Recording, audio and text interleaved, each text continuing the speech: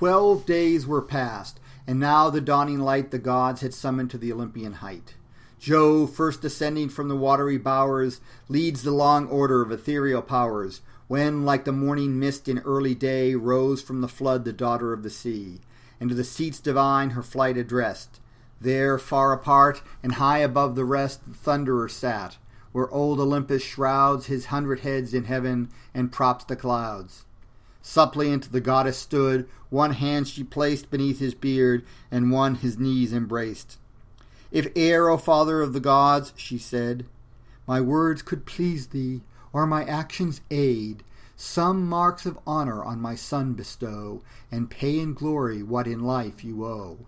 Fame is at least by heavenly promise due to life so short, and now dishonored too. Avenge this wrong, O ever just and wise. Let Greece be humbled and the Trojans rise, till the proud king and all the Achaean race shall heap with honors him they now disgrace." Thus Thetis spoke, but Jove in silence held the sacred counsel of his breasts concealed. Not so repulsed, the goddess closer pressed, still grasped his knees, and urged the dear request. "O sire of gods and men, thy suppliant hear, refuse or grant, for what has Jove to fear?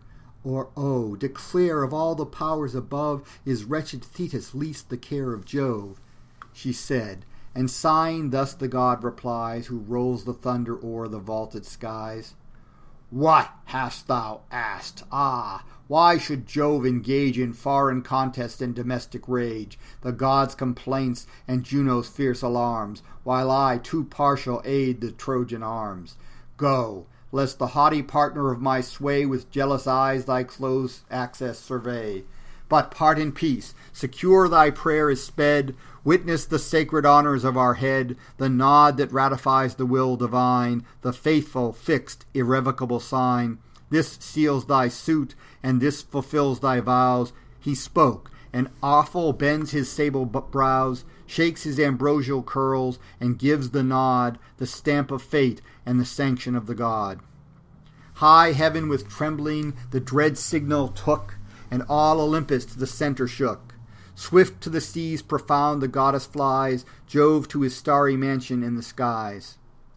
The shining synod of the immortals wait the coming god, and from their thrones of state, arising silent, wrapped in holy fear, before the majesty of heaven appear. Trembling they stand, while Jove assumes the throne, all but the god's imperious queen alone. Late had she viewed the silver-footed dame, and all her passions kindled into flame. "Say, artful manager of heaven," she cries, "who now partakes the secrets of the skies?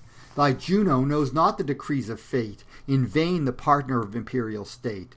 What favoured goddess, then, those cares devise, which God with Jove in prudence from his consort hides?" To this the Thunderer, "Seek not thou to find the sacred counsels of Almighty mind. Involved in darkness likes the great decree, nor can the depths of fate be pierced by thee. What fits thy knowledge? Thou the first shall know, the first of gods above and men below, but thou nor they shall search the thoughts that roll deep in the close recesses of my soul." Full on the sire, the goddess of the sky, rolled the large orbs of her majestic eyes, and thus returned, "Austere Saturnius, say, from whence this wrath, or who controls thy sway? Thy boundless will for me remains in force, and all thy counsels take the destined course. But 'tis for Greece I fear, for late was seen in close consult the silver-footed queen. Jove to his Thetis nothing could deny, nor was the signal vain that shook the sky. What fatal favour has the goddess won, to grace her fierce inexorable son? Perhaps in Grecian blood to drench the plain, and glut his vengeance with my people slain." Then thus the god, O restless fate of pride, that strives to learn what heaven resolves to hide. Vain is the search, presumptuous and abhorred, anxious to thee and odious to thy Lord. Let this suffice. The immutable decree no force can shake. What is, that ought to be. Goddess, submit, nor dare our will withstand, but dread the power of this avenging hand. The united strength of all the gods above in vain resist the omnipotence of Jove. The thunderer spoke, nor durst the queen reply. A reverent horror silenced all the sky. The feast disturbed, with sorrow Vulcan saw his mother menaced, and the gods in awe. Peace at his heart, and pleasure his design, thus interposed the architect divine. The wretched quarrels of the mortal state are far unworthy, gods, of your debate. Let men their days in senseless strife employ, we in eternal peace and constant joy. Thou, goddess mother, with our sire comply, nor break the sacred union of the sky, lest roused to rage he shake the blessed abodes, launch the red lightning and dethrone the gods. If you submit, the thunderer stands appeased, the gracious power is willing to be pleased.